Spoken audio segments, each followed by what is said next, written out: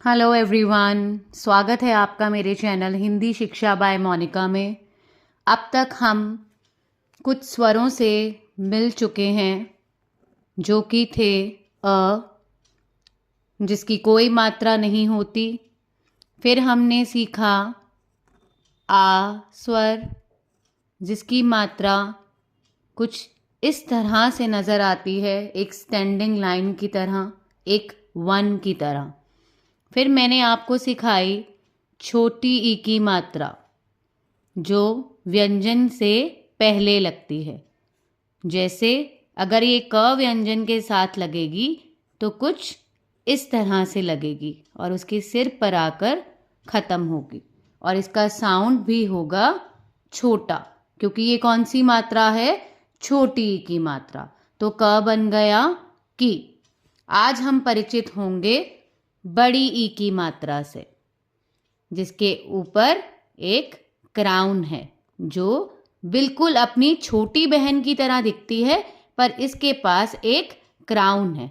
अगर अब आप क्राउन की शेप देखेंगे तो ये कुछ इस तरह से दाहिने ओर मुड़ रही है। तो बड़ी ई की मात्रा भी हमारी दाहिने ओर ही मुड़ती है। जैसे कि अगर मैं क पे इस मात्रा को लगाऊंगी तो ये इसके सिर से शुरू होकर इसी तरफ दाहिनी ओर मुड़ेगी। और जैसे कि इसका नाम है बड़ी ई की मात्रा, तो इसका साउंड भी बड़ा ही होगा। तो इसको हम कहते हैं बड़ी ई की मात्रा, और इसका साउंड क्या है? बड़ा। की। ये क्या था? की। और ये क्या बन गया? की। ऐसे ही अगर ये प व्यंजन के साथ जुड़ा, दाहिनी ओर मुड़ेगा, जैसे उसका क्राउन मुड़ रहा है, तो प बन गया पी। ऐसे ही अगर च व्यंजन पे लगा तो च बन गया ची। तो जिस भी व्यंजन के साथ ये जुड़ेगी उसमें ई का साउंड सुनाई देगा। ये है बड़ी ई से संबंधित कुछ चित्र। जैसे ये हम सबके घरों में होती है, ये हमें समय दिखाती है। ये है हमारी घड़ी, ये है हमारी घड़ी। और ये प्यारा प्यारा हाथी, जिसको बच्चे एलिफेंट के नाम से भी जानते हैं। और इसके ऊपर तो एक कविता भी है। हाथी राजा बहुत भले, सूंड हिलाकर कहाँ चले, मेरे घर भी आओ ना, हलवा पूड़ी खाओ ना, आओ बैठो कुर्सी पर, कुर्सी बोली चटर मटर।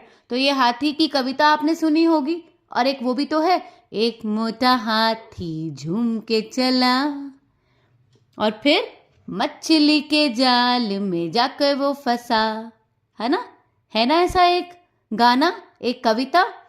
तो ये है हमारा हाथी,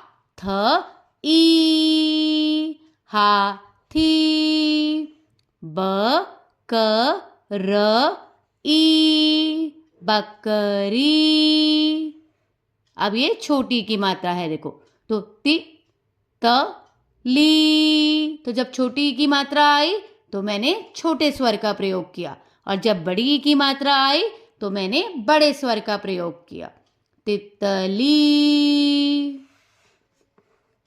पपीता, जिसको हम पपाया भी कहते हैं। आपने घरों में देखा होगा, आपकी मम्मी ज़रूर बाजार से इसको खरीद के लाती होगी।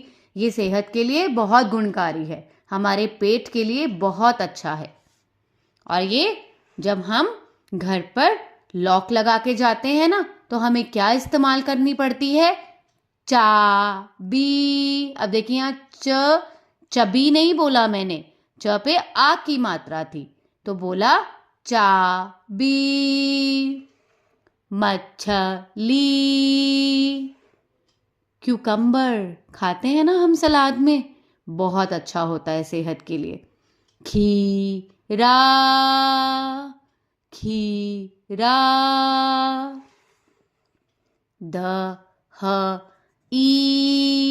दही, ज़रूर खानी चाहिए चावलों के साथ, सब्जी के साथ। हमारी एक मील में, हमारे एक खाने के दौरान, चाहे वो दोपहर का खाना है या आप सुबह का नाश्ता करते हैं, तो उसमें आप अपने खाने में इसको यूज़ कर सकते हैं, इंक्लूड कर सकते हैं, शामिल कर सकते हैं। कटी, खड़ी,